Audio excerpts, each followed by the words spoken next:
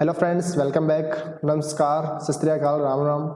दोस्तों, आज की इस क्लास में हम बात करेंगे सिंगल फेज इंडक्शन मोटर के बारे में। यानी सबसे पहले हम बात करेंगे जो सिंगल फेज मोटर होती क्या है, किस तरह से कार्य करती है, किस सप्लाई पर चलती है, किसके पार्ट्स वगैरह, इसके बारे में डिस्कशन करेंगे। यानी विस्तार पूर्वक सबसे पहले हम जो मोटर की बेसिक जानकारी इसके बारे में डिस्कशन करेंगे। इसके बाद जो सीरीज है अपनी, इसमें टोटल 500 प्लस क्वेश्चनों के बारे में, ऑब्जेक्ट टाइप क्वेश्चनों के बारे में डिस्कशन करेंगे। दोस्तों, ये 500 क्वेश्चन है, इनमें हम सबसे पहले नॉर्मल क्वेश्चनों की बात करेंगे। इसके बाद नॉर्मल से लेकर हाईज या फिर जितने भी इसमें न्यूमेरिकल क्वेश्चन बन सकते हैं, यानी जितने भी अपने न्यूमेरिकल क्वेश्चन बन सकते हैं उनके अंदर इस क्लास के अंदर हम डिस्कशन करेंगे। इसके अलावा दोस्तों, अगर आप प्रत्येक क्वेश्चन की पीडीएफ फाइल प्राप्त करना चाहते हो तो वीडियो के नीचे डिस्क्रिप्शन बॉक्स में जाकर वहां से आप पीडीएफ फाइल प्राप्त कर सकते हो। यानी जो पीडीएफ फाइल मिलेगी आपको विद सॉल्यूशन के साथ मिलेगी। और दोस्तों, अभी तक अपने यूट्यूब चैनल को सब्सक्राइब नहीं किया हो तो प्लीज सब्सक्राइब, लाइक, शेयर करना ना भूले। साथ ही जो बेल आइकन है उस पर प्रेस करिए ताकि आने वाली वीडियो का नोटिफिकेशन सबसे पहले आपको मिल सके। और दोस्तों, आपसे निवेदन है कि अपने यूट्यूब चैनल का जो लिंक है, जो क्लास का जो लिंक है, इसको अपने सभी दोस्तों के साथ शेयर कीजिए। और एक बार सभी फटाफट जो लाइव सेशन जो चल रहा है प्रीमियर लाइव, उस पर एक बार सभी जुड़ जाइए। ठीक है, तो बिना टाइम गवाए आज की स्टार्ट करते हैं आज सभा। और सबसे पहले हम डिस्कशन करेंगे जो सिंगल फेज इंडक्शन मोटर होती है उसकी जो बेसिक जानकारी है उसके बारे में। दोस्तों, आपको जो डायग्राम दिखाई दे रहा है ये एक मोटर का है। यानी कि आप बात करें सबसे पहले एसी मोटर, तो एसी मोटर होती क्या है, जिस मोटर के ऊपर जो स्लोटें कटी होती है इस तरह की, तो ये एक एसी मोटर है।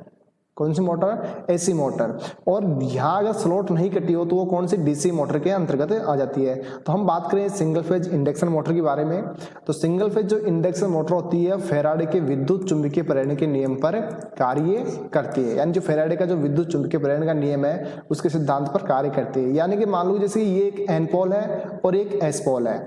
अब इसमें होगा क्या, जैसे कि एन पोल और एस पोल पर क्या होगी? फील्ड कुंडली। अब फील्ड कुंडली में क्या देंगे हम? जो अपनी विद्युत धारा है, यानी जो सप्लाई से पड़ती है, इसके मान लो यहाँ इस सप्लाई से जोड़ा गया तो इसके अंदर क्या बनेगा? चुंबकीय क्षेत्र। यानी कि यहाँ क्या बन जाएगा? चुंबकीय क्षेत्र।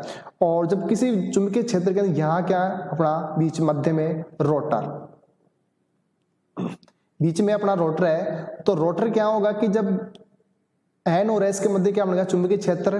और चुंबकीय छेदन, चुंबकीय क्षेत्र है, चुंबकीय क्षेत्र इस पे क्या लगेगा? एन और एस। तो एन और एस जो चुंबकीय पोल है इनमें क्या बनेगा? खिंचाव बल। और ये जो खिंचाव बल सिद्धांत, जो खिंचाव बल बनेगा, इसी खिंचाव बल सिद्धांत के कारण जो मोटर होती है वो क्या, जो इसका रोटर है वो घूर्णन गति करने लग जाता है। तो मोटर के अगर हम नियम की बात करें तो कौन सा नियम लगेगा? इसमें फैराडे का विद्युत चुंबकीय प्रेरण का नियम लगता है, या फिर कह सकते हैं हम कि खिंचाव बल सिद्धांत, यानी कि खिंचाव बल सिद्धांत लगता है, इलेक्ट्रोमैग्नेटिक फोर्स डायरेक्ट। ठीक है। इसके अलावा बात करें एसी मोटर, जो एसी मोटर होती है इसमें एक तो जाएगी अपनी सिंगल फेज, ठीक है, इसके अलावा 3 फेज। और आज की क्लास में हम टोटल जो 500 क्वेश्चन है जो की सीरीज है उसमें हम टोटल 50 क्वेश्चनों के बारे में डिस्कशन करेंगे। और इन 50 क्वेश्चनों में हम बात करेंगे सिंगल फेज इंडक्शन मोटर के बारे में। तो दोस्तों, ये तो जो कार्य प्रणाली होगी सिंगल फेज इंडक्शन मोटर की, किस तरह से कार्य करती है। इसके बाद बात करें जो सिंगल फेज इंडक्शन मोटर है इसके पार्ट्स वगैरह। तो दोस्तों, बात करते हैं जो सिंगल फेज इंडक्शन मोटर है उसके पार्ट्स वगैरह के बारे में। तो सबसे पहले बात करें इसकी, तो ये हो जाएगी इसकी बॉडी। इसके बात करें जो दिखाई दे रहा है ये हो जाएगा इसका एंड कवर। इसके अलावा बात करें ये हो जाएगा इसका फैन, और ये हो जाएगा इसका फैन कवर। इसके अलावा बात करें जो आपको एक दिखाई दे रहा है ये वाला भाग, ये इसकी हो जाएगी वाइंडिंग, यानी कुंडली। अब जो सिंगल फेज इंडक्शन मोटर होती है इसमें 2 कुंडलियां होती है, एक तो होती है स्टार्टिंग कुंडली और एक होती है रनिंग कुंडली। ठीक है। अगर मोटर जब स्टार्ट होती है तो वो कार्य करती है स्टार्टिंग कुंडली। उसके बाद में अगर मोटर चालू अवस्था में है तो उस अवस्था में मोटर की जो रनिंग वाइंडिंग है वो कार्य करती है। इसके अलावा बात करें ये हो जाएगा इसका टर्मिनल बॉक्स। इसकी बात करें ये हो जाएगा इसका रोटर, ठीक है। और ये हो जाएंगे इसके बियरिंग, एक बियरिंग ये, और इसमें काम आते हैं बॉल बियरिंग। ये जो भाग है ये हो गए मोटर के पार्ट्स के बारे में। और जैसे कि इससे पहले डिस्कशन किया था कि जो मोटर होती है किस सिद्धांत पर कार्य करती है, फैराडे के विद्युत चुंबकीय प्रेरण के सिद्धांत पर एक बार और डिस्कशन करते हैं। यानी मान लो कि ये कोई एन और एस पोल है, ठीक है, एन और एस पोल। इसमें जब यहाँ पर क्या होगा अपना फील्ड वाइंडिंग, इसको किससे जोड़ेंगे हम, सप्लाई से। और जब सप्लाई से जोड़ते इस मध्य में क्या रहेगा अपना रोटर। जब यहाँ क्या बनेंगे चुंबकीय क्षेत्र, और जो चुंबकीय क्षेत्र किसके माध्यम से निकलेगा, रोटर के चुंबकीय के माध्यम से। तो इसमें क्या होगा, एक खिंचाव बल से बनेगा और उस खिंचाव बल के कारण जो अपना रोटर वो क्या हो जाएगा, घूर्णीय। इसके अलावा दोस्तों इसी में बात करेंगे जो सिंगल फेज इंडक्शन मोटर होती है वो स्वचालित नहीं होती है, स्वचालित नहीं होती। रीजन क्या होता है इसका कि जो सिंगल फेज इंडक्शन मोटर होती है, सिंगल फेज के कारण क्या बनता है, जो घूर्णी चुंबकीय क्षेत्र नहीं बनता है, घूमने वाला चुंबकीय क्षेत्र नहीं बन पाता है, इसलिए ये मोटर स्वचालित नहीं होती है। इसके लिए करना क्या होता है कि जो मोटर होती है सिंगल फेज, इसके एक फेज को दो फेजों में विभक्त किया जाता है, और उसी जो विभक्त करने की वजह से जो एक फेज होता है अपना दो फेजों में बदल जाता है, जिससे मोटर क्या होती है अपनी घूर्णन हो जाती है। दोस्तों अब बात करते हैं अपने फर्स्ट क्वेश्चन की। देखो फर्स्ट क्वेश्चन अपना सिंगल फेज प्रेरण मोटर किस सिद्धांत पर कार्य करती है। जैसे कि अभी डिस्कशन किया था कि जो सिंगल फेज मोटर होती है वो किस सिद्धांत पर कार्य करती है, फैराडे के विद्युत चुंबकीय प्रेरण के सिद्धांत पर। तो दोस्तों यहाँ पर फैराडे नहीं है, तो इसके अलावा मैंने कहा था कि जो इंडक्शन मोटर होती है वो किस सिद्धांत पर कार्य करेगी, चुंबकीय खिंचाव बल यानी इलेक्ट्रो मैग्नेटिक ड्रैग फोर्स के सिद्धांत पर, यानी कि इसका राइट आंसर हो जाएगा बी ऑप्शन। ठीक है, नेक्स्ट क्वेश्चन की बात करते हैं। नेक्स्ट क्वेश्चन है single phase motor self start क्यों नहीं होती है। दोस्तों जो सिंगल फेज मोटर होती है वो सेल्फ स्टार्ट क्यों नहीं होती, इसका रीजन क्या है। देखो जो सिंगल फेज की वजह से क्या होता है कि जो मान लो कि सिंगल फेज है उसमें घूमने वाला चुंबकीय क्षेत्र नहीं बनता है। जो एन और जो एस जो दो ध्रुव है इनके पोलों के मध्य जो घूमने वाला चुंबकीय क्षेत्र रोटेटिंग मैग्नेट नहीं बनता है, इसलिए जो अपनी जो मोटर होती है सिंगल फेज वो सेल्फ स्टार्ट नहीं होती है। तो उसके लिए करना क्या होता है कि एक फेज को दो फेजों में विभक्त किया जाता है, और इसीलिए जो एक फेज को दो फेजों में बांटने के बाद ही मोटर क्या हो जाती है, सेल्फ स्टार्ट। ठीक है, तो इसको जो राइट आंसर क्या हो जाएगा, वो हो जाएगा एक घूमने वाला चुंबकीय क्षेत्र न होना। नेक्स्ट क्वेश्चन है सिंगल फेज मोटर की वाइंडिंग के मध्य कोण होता है। यानी जो सिंगल फेज मोटर है उसकी वाइंडिंग के मध्य, यानी जो एक तो होगी अपनी स्टार्टिंग वाइंडिंग और एक हो जाएगी रनिंग वाइंडिंग। तो इन दोनों के मध्य अगर हम कोण की बात करें, यानी जो दोनों वाइंडिंग है इन दोनों वाइंडिंगों के मध्य कोण की बात करें तो वो कोण कितना होता है, ये पूछा गया है क्वेश्चन के अंदर। ठीक है, तो क्वेश्चन अगर यहाँ कोण की बात करें तो ये कोण होता है 90 डिग्री, यानी दोनों कुंडलियों के मध्य कोण कितना होता है 90 डिग्री। और ये 90 डिग्री पे क्यों स्थापित किया, क्योंकि एक फेज को दो फेज में विभक्त करने के लिए 90 डिग्री पर क्या कुंडलियों को स्थापित की जाती है। ठीक है, नेक्स्ट क्वेश्चन की बात करते हैं। नेक्स्ट क्वेश्चन है स्प्लिट फेज मोटर में रनिंग वाइंडिंग मोटे तार की क्यों बनाई जाती है। देखो यहाँ पूछा गया है जो रनिंग वाइंडिंग है अपनी, यानी कि जो रनिंग वाइंडिंग रहेगी उसे बोलते हैं मुख्य वाइंडिंग।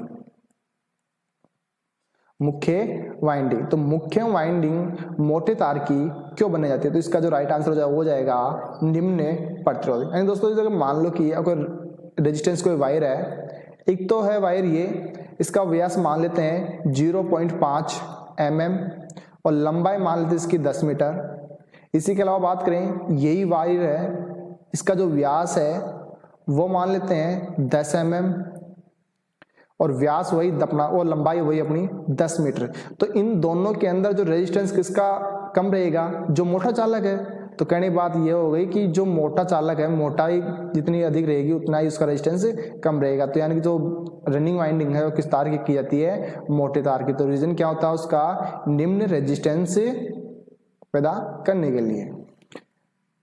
नेक्स्ट क्वेश्चन अपना split phase motor starting winding को पतले तार की क्यों बनाई जाती है। यानी कि यहाँ पूछा गया स्टार्टिंग वाइंडिंग पतले तार की। देखो दोस्तों इसमें होता है यानी जो स्टार्टिंग वाइंडिंग है उसमें लोड अधिक, तो इसलिए उसका क्या उच्च प्रतिरोध के कारण।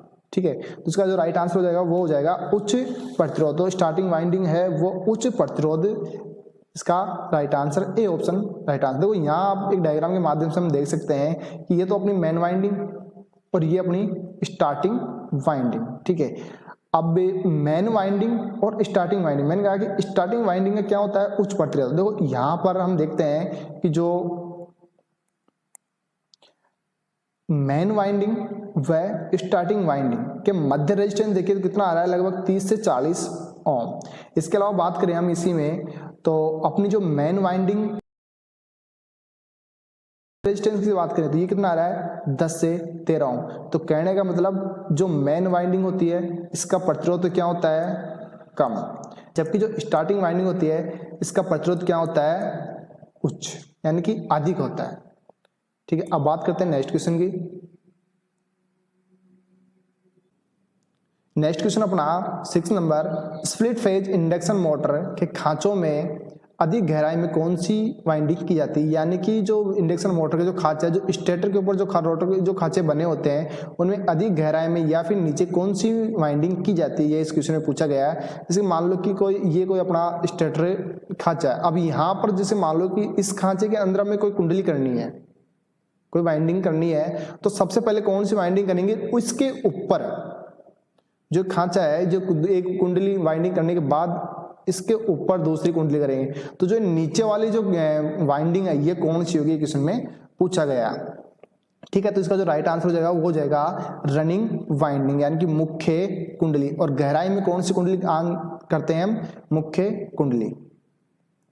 नेक्स्ट क्वेश्चन है अपना, स्प्लिट फेज इंडक्शन मोटर में धारा व वोल्टेज इन फेज कौन सी वाइंडिंग में होते हैं, यानी जो स्प्लिट फेज इंडक्शन मोटर है उसमें इन फेज कौन सी वाइंडिंग में होते हैं। तो इसका जो राइट आंसर हो जाएगा वो जाएगा स्टार्टिंग वाइंडिंग, और ये जाएगा अपनी स्टार्टिंग और मेन। तो इन फेज कौन सी में, स्टार्टिंग वाइंडिंग के अंदर। नेक्स्ट क्वेश्चन है, स्प्लिट फेज इंडक्शन मोटर कितने एचपी तक की बनाई जाती है। यहां एचपी का मतलब हो जाएगा हॉर्स पावर।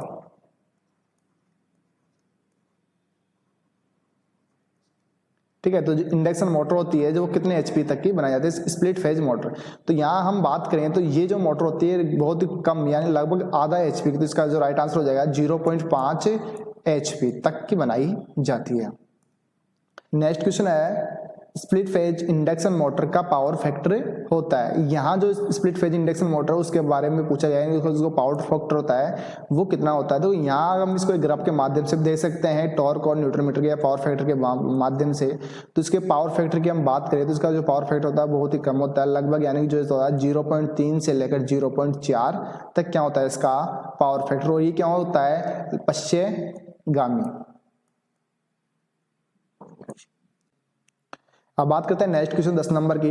नेक्स्ट क्वेश्चन, छोटे पंप, ग्राइंडर, बफिंग मशीन या washing machine, would working machine, fan आदि में कौन सी मोटर प्रयोग में ली जाती है। तो इसका जो राइट आंसर हो जाएगा यूनिवर्सल मोटर। जैसे कि आप डायग्राम देख पा रहे हो, ये एक यूनिवर्सल मोटर का है।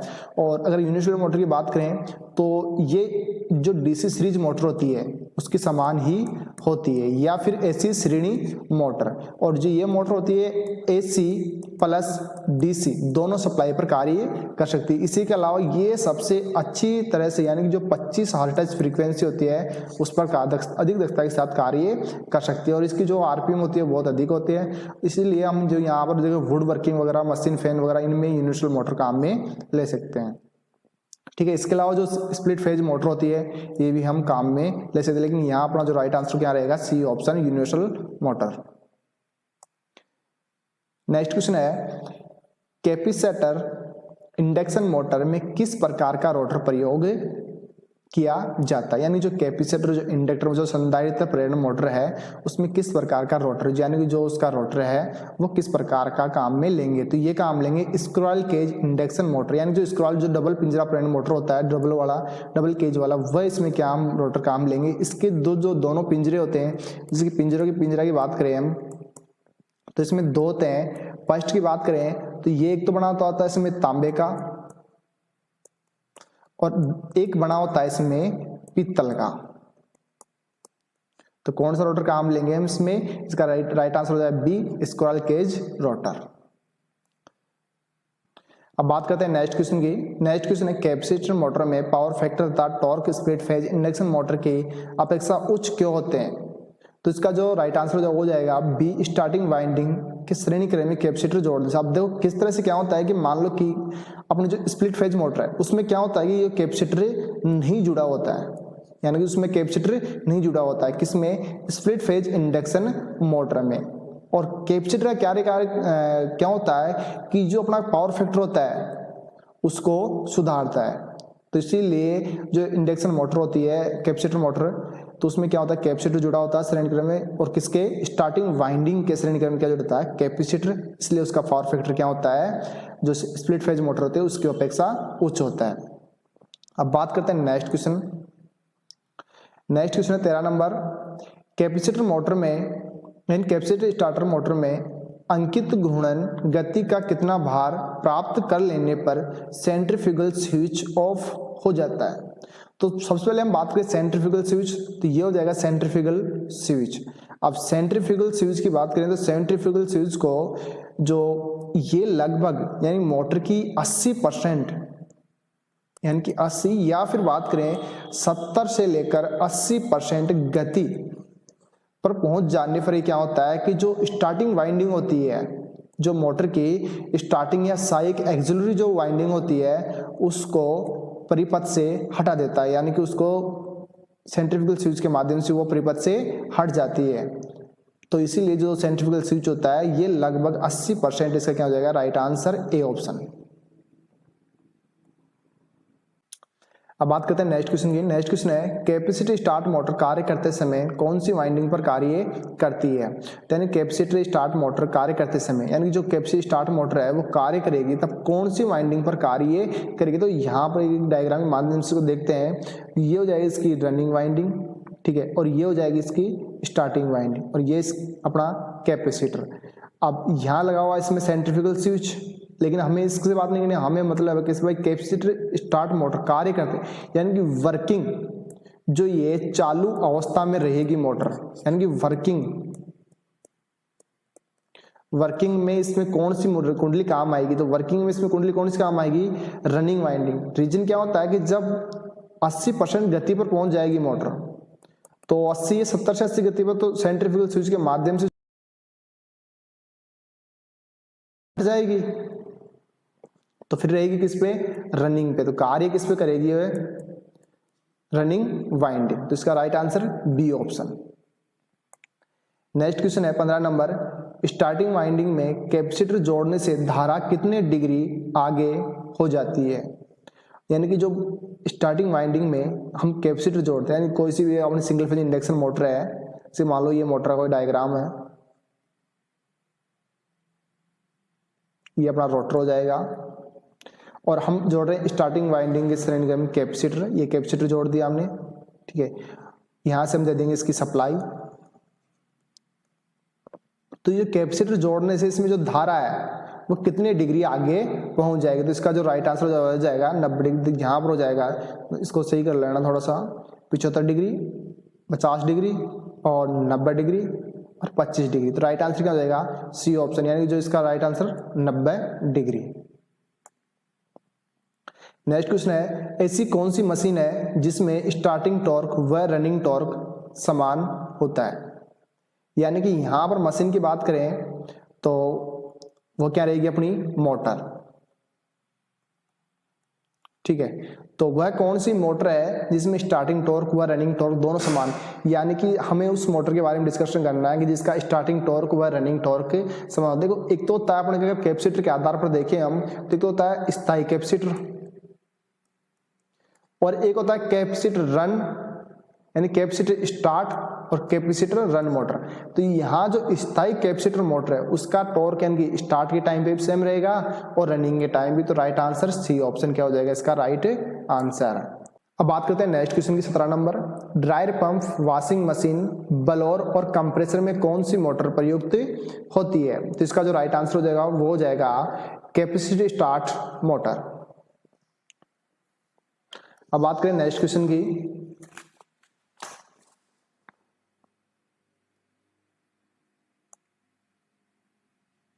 ठीक है, नेक्स्ट क्वेश्चन है कैपेसिटर स्टार्ट मोटर और कैपेसिटर रन मोटर में उच्च आरंभिक टॉर्क में उच्च पावर फैक्टर क्यों प्राप्त होता है। ठीक है।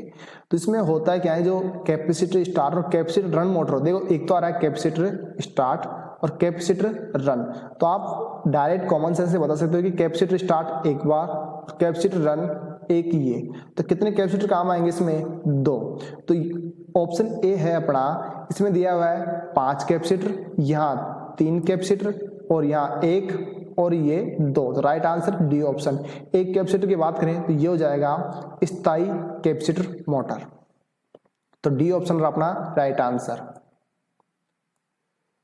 नेक्स्ट क्वेश्चन है 19 नंबर, स्थायी कैपेसिटर मोटर में कितने माइक्रोफैरड का कैपेसिटर, यानी जो फिक्स वाला जो अपने मोटर है, यानी जैसे कि पंखा, जो छत का पंखा होता है, हम बात करें छत के पंखे की, तो छत के पंखे के अंदर जो कैपेसिटर लगा होता है वो कितने माइक्रोफैरड का होता है। तो ये जो कैपेसिटर लगा होता है ये होता है 2.5 माइक्रोफैरड का। तो राइट आंसर ए ऑप्शन क्या हो जाएगा इसका राइट आंसर। और जो कैपेसिटर होते हैं, कैपेसिटर की जो यानी जो मान किस में दिया जाता है, हमेशा जो मान इसका दिया जाता है फैरड के अंदर।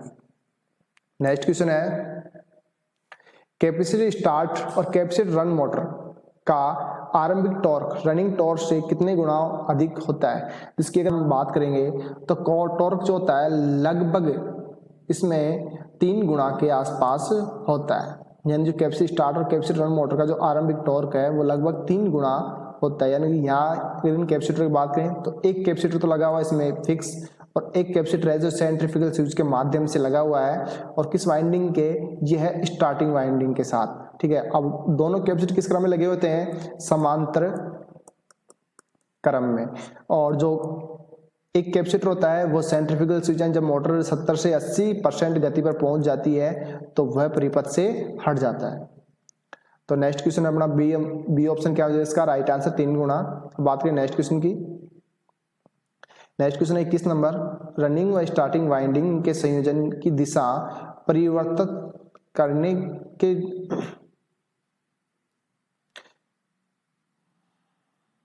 नेक्स्ट क्वेश्चन है, रनिंग व स्टार्टिंग वाइंडिंग के संयोजन की दिशा परिवर्तित करके किस मोटर की घूर्णन दिशा परिवर्तित की जा सकती है। यानी कि मोटर है, जिसकी मोटर की मान लो कि ये एक तो मेन वाइंडिंग है और एक अपनी स्टार्टिंग वाइंडिंग है, इनके अगर सिरों की दिशा हम चेंज कर दे तो किस मोटर की दिशा गति की दिशा चेंज कर सकते हैं। तो सबसे पहले बात करें, अगर मोटर की स्टार्टिंग और रनिंग दोनों में से किसी एक कुंडली के हमें सिरे चेंज कर दे, जैसे मान लो इस सिरे को तो यहाँ जोड़ दे और इसको यहाँ जोड़ दे, तो मोटर जैसे कि मान लो पहले क्लॉकवाइज में घूर्णन कर रही थी मोटर, फिर एंटी क्लॉकवाइज में घूर्णन करने लग जाएगी, और इसका जो राइट आंसर हो जाएगा सभी, यानी कि ये कार्य हम सभी मोटरों के ऊपर लागू कर सकते हैं। अब बात करें नेक्स्ट क्वेश्चन की, कंप्रेसर, रेफ्रिजरेटर, एसी में कौन सी मोटर प्रयुक्त की जाती है। तो इसका जो राइट आंसर हो जाएगा कैपेसिटर स्टार्ट और कैपेसिटर रन, यानी कि जो 2 कैपेसिटर वाली मोटर हम प्रयोग में लेते हैं। अब बात करें नेक्स्ट क्वेश्चन की 23 नंबर, किस मोटर में स्क्विरल केज प्रकार का रोटर प्रयुक्त किया जाता है, यानी कि 2 पिंजरों वाला रोटर किस मोटर में प्रयोग किया जाता है। तो उसकी अगर बात करें तो saddle pole motor, capacitor motor, split phase induction motor, तो राइट आंसर हो जाएगा डी ऑप्शन सभी के अंदर। नेक्स्ट क्वेश्चन है 24 नंबर, सैडल पोल मोटर में सैडल पोल पर वाइंडिंग किस की होती है। तो इसका जो राइट आंसर हो जाएगा तांबा, और जो शेडिंग रिंग होती है वो किसकी बनी होती है, पीतल की। तो राइट आंसर ए ऑप्शन। ये जो डायग्राम है किसका हो जाएगा, सैडल पोल मोटर। और सैडल पोल मोटर की बात करें तो जैसे कि घड़ी वगैरह, या फिर जो अपना कूलर होता है, कूलर की जो मोटर होती है पानी की मोटर, पानी का जो पंप है उसमें कौन सी मोटर होती है, saddle pole motor. Next question की बात करें तो सैलिएंट पोल या बड़े पोल, सैडल पोल, छोटे पोल किस मोटर में उपयोग की जाती है। यानी कि सैलिएंट पोल और सैडल पोल, ये 2 प्रकार, जैसे सैलिएंट पोल हो गया और एक सैडल पोल। जैसे कि हम बात करें यहाँ पर तो देखो ये इसका स्टेटर कोर, ये मेन वाइंडिंग, और स्क्विरल केज रोटर जैसे गिलहरी पिंजरा, प्रेन रोटर। और इसकी बात करें तो ये हो जाएगा यहाँ पर, ये इसका एक तो बड़ा पोल और एक छोटा पोल, ये इसकी शेडिंग रिंग। ठीक है, तो सैडल पोल और सैलिएंट पोल, तो इसका right answer saddle pole motor. Next question है, सैलिएंट पोल में उत्पन्न विद्युत भाग बल प्रेरण के कारण किस में आता है। तो राइट आंसर हो जाएगा इसका A option saddle pole motor. अब बात करते हैं next question 28 number. 28 number question है शेडेड पोल मोटर में घूर्णन होता है यानी रोटर का जो घूर्णन होता है वो किस दिशा में होता है। तो इसका सीधा सा जो राइट आंसर है वो है सेलिएंट पोल से शेडेड पोल की ओर, यानी जो रोटर होता है उसका जो घूर्णन किस दिशा में होता है, सेलिएंट पोल से जो शेडेड पोल होता है उसकी ओर से क्या होता है, घूर्णन। जैसे कि मान लो ये सेलिएंट पोल से शेडेड पोल की ओर क्या हो जाएगा, इसका घूर्णन। नेक्स्ट क्वेश्चन है शेडेड पोल मोटर कितनी क्षमता तक बनाई जा सकती है। तो इसकी जो राइट आंसर हो जाएगा 3 से 125 वाट तक, यानी सबसे न्यूनतम क्षमता की क्या बनाई जाती है, सबसे कम क्षमता की अपनी जो शेडेड पोल मोटर होती है इसकी दक्षता भी क्या होती है, कम, और टॉर्क भी क्या होता है इसका, कम।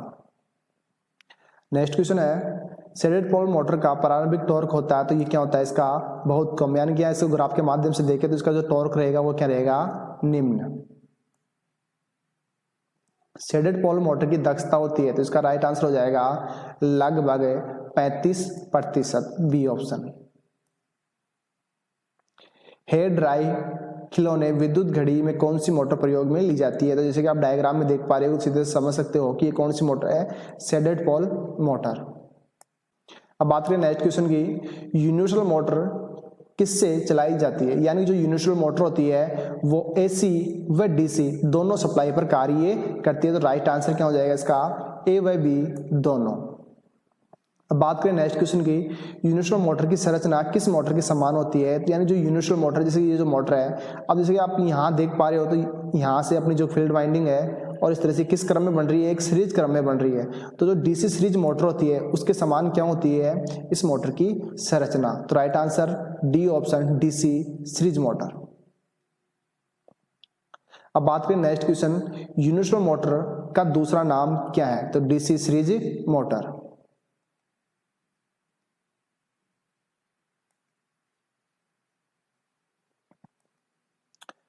नेक्स्ट क्वेश्चन है आर्मेचर रिएक्शन को दूर करने के लिए कौन सी वाइंडिंग स्थापित की जाती है। तो आर्मेचर रिएक्शन को दूर करने के लिए हम कंपनसेटिंग वाइंडिंग की जाती है। इसके अलावा बात करें इंटरपोल वाइंडिंग, तो जो इंटरपोल वाइंडिंग है ये आर्मेचर जो कम्यूटेशन दोष होता है उसको दूर करने के लिए काम में ली जाती है। और जो कंपनसेटिंग जो वाइंडिंग है जो पोल शू के ऊपर स्थापित की जाती है। और जो इंटरपोल वाइंडिंग जो मुख्य पोलों के मध्य जो छोटे पोल होते हैं उनके ऊपर स्थापित की जाती है और ये आर्मेचर की श्रेणी क्रम में लगी होती है। इसके अलावा बात करें नेक्स्ट क्वेश्चन, कंपनसेटिंग वाइंडिंग की जाती है तो ये जो की जाती है आर्मेचर के श्रेणी क्रम में की जाती है। जैसे कि आप डायग्राम में देख पा रहे होंगे तो आर्मेचर के श्रेणी क्रम में कौन सी वाइंडिंग की जाती है, कंपनसेटिंग वाइंडिंग। अगला क्वेश्चन है कम्यूटेशन दोष को सुधारने के लिए क्या प्रयोग किया जाता है, यानी कौन सी वाइंडिंग की जाती है। तो कंपनसेटिंग वाइंडिंग तो ये आर्मेचर रिएक्शन के लिए, और कम्यूटेशन दोष को सुधारने के लिए हम करते हैं इंटरपोल वाइंडिंग। और इंटरपोल वाइंडिंग कहाँ करते हैं, जैसे मान लो कि ये अपना जो एन और एस जो ये हो गया अपने मेन पोल मुख्य पोल, और तो इन्हीं के मध्य इंटरपोल स्थापित यानी छोटे पोल स्थापित की जाती है और उनके ऊपर क्या कौन सी वाइंडिंग जाती है, इंटरपोल वाइंडिंग। और इसके कनेक्शन किसी में देते हैं, आर्मेचर वाइंडिंग के श्रेणी क्रम में। नेक्स्ट क्वेश्चन है इंटरपोल कहाँ स्थापित किए जाते हैं। तो ये स्टेटर के ऊपर स्थापित किए जाते हैं। नेक्स्ट क्वेश्चन है ऐसी कौन सी मोटर है जिसमें एसी और डीसी से प्रचालित करने पर प्रत्येक दिशा में एक ही दिशा में कार्य करने वाला टॉर्क पैदा हो। तो यानी क्वेश्चन है यहाँ एसी और डीसी प्रचालित है तो वह कौन सी मोटर जो एसी और डीसी प्रचालित की जाती है। तो इसका राइट आंसर हो जाएगा यूनिवर्सल मोटर। नेक्स्ट क्वेश्चन है यूनिवर्सल मोटर की घूर्णन गति किसके व्युत्क्रमानुपाती होती है। तो इसका जो राइट आंसर वो रहेगा लोड के व्युत्क्रमानुपाती। यूनिवर्सल मोटर को किस प्रकार के लोड पर चालित नहीं किया जा सकता। ये यूनिवर्सल मोटर है ये एक एसी सीरीज मोटर है, एसी श्रेणी मोटर, या फिर इसे डीसी श्रेणी मोटर की बात करें तो डीसी जो श्रेणी मोटर होती है उसको नो लोड पर हम काम में नहीं लेते हैं। तो इसका जो शून्य लोड पर, राइट आंसर बी। अगला क्वेश्चन है यूनिवर्सल मोटर किस फ्रीक्वेंसी पर अच्छा कार्य कर सकती है। तो यूनिवर्सल मोटर होती है यानी कि सबसे अगर कम फ्रीक्वेंसी है तो उस पर सबसे अच्छा कार्य करेगी। अगला क्वेश्चन है मिक्सर, ग्राइंडर, वैक्यूम क्लीनर, सिलाई मशीन, भारी कार और रेल इंजन, जो नाम आ गया रेल इंजन, तो रेल इंजन का नाम जैसे आता है तो कौन सी motor, universal motor, A option इसका राइट आंसर। नेक्स्ट क्वेश्चन है 200 से 600 वोल्ट 25 हर्ट्ज फ्रीक्वेंसी पर 2200 एचपी यूनिवर्सल मोटर कहाँ प्रयोग में ली जाती है, तो देखो यहाँ पर है 2200 एचपी, बहुत अधिक कार्य यानी कि हाई ट्रैक्शन, तो वहाँ कौन सी, रेल इंजन, बी ऑप्शन इसका राइट आंसर। नेक्स्ट क्वेश्चन है रिपल्सन मोटर यानी कि प्रतिकर्षण मोटर किस सिद्धांत पर कार्य करती है, तो रिपल्सन मोटर, रिपल्सन का नाम होता है प्रतिकर्षण, तो आप जैसे कि अनुमान से लगा सकते हो कि प्रतिकर्षण मोटर किस सिद्धांत पर कार्य करती है, प्रतिकर्षण के सिद्धांत पर। यानी प्रतिकर्षण सिद्धांत क्या होता है, जिसको जो रोटर होता है, जैसे मान लो कि रोटर इसका, तो रोटर की जो स्लिप रिंग होती है, स्लिप रिंग को एक तांबे या फिर जो की सहायता से, जो वायर की सहायता से क्या किया जाता है, इसको शॉर्ट कर दिया जाता है। अब बात करें नेक्स्ट क्वेश्चन 48 नंबर की, उच्च प्रारंभिक टॉर्क, निम्न प्रारंभिक धारा, अधिक लोड वहन क्षमता तथा सरल घूर्णन दिशा परिवर्तन किस मोटर में होता है, तो यानी यहाँ देखो सब बात करें हम सरल घूर्णन दिशा, यानी कि सबसे सरल घूर्णन दिशा, तो सबसे सरल घूर्णन दिशा है जो अपनी रिपल्सन मोटर होती है, ठीक है। उसमें क्या होता है कि जो कार्बन ब्रश होते हैं, इनको अगर आप क्लॉकवाइज और एंटी क्लॉकवाइज घुमाओगे तो उस हिसाब से इस मोटर की क्या हो जाती है, गति जो दिशा वो चेंज हो जाती है, और लगभग इसको 45 डिग्री के एंगल पर इसे रखा जाता है, जहां पर सर्वोच्च दक्षता के साथ ये कार्य कर सकते हैं। तो कोण कितना होता है, 45 डिग्री। तो सबसे सरल विधि किसकी होती है, ये होती है रिपल्सन मोटर की। अब बात करें नेक्स्ट क्वेश्चन की, तो रिपल्सन मोटर की आर्मेचर वाइंडिंग किसके द्वारा शॉर्ट सर्किट की जाती है, यानी जो रिपल्सन मोटर है इसकी जो आर्मेचर वाइंडिंग यानी कि जो रोटर होता है, रोटर के ऊपर जो वाइंडिंग होती है उसको किसके माध्यम से शॉर्ट सर्किट किया जाता है, तो उसको जो अपने कार्बन ब्रश होते हैं, कार्बन ब्रशों के माध्यम से, वायर के माध्यम से शॉर्ट किया जाता है। तो सी ऑप्शन इसका राइट आंसर, कार्बन ब्रश द्वारा। और आज का अपना जो लास्ट क्वेश्चन है 50 नंबर 50, ठीक है, इसका क्वेश्चन वो क्वेश्चन अपना, रिपल्सन मोटर में कार्बन ब्रशेज को स्टेटर के चुंबकीय अंश से कितनी डिग्री के अंतर पर स्थापित किया जाता है, तो यहाँ जो ऑप्शन है इसका 30, यहाँ लगा हो जाएगा डिग्री, 45 डिग्री, 60 डिग्री और 90 डिग्री।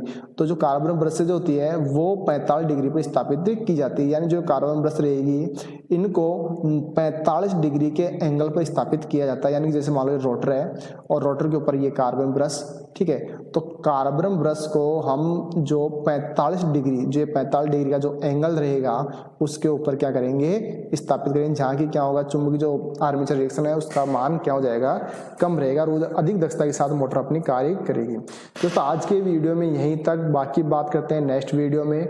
और अभी तक अपने यूट्यूब चैनल को सब्सक्राइब करके प्लीज सब्सक्राइब करना ना भूलें। Thank you, have a nice day.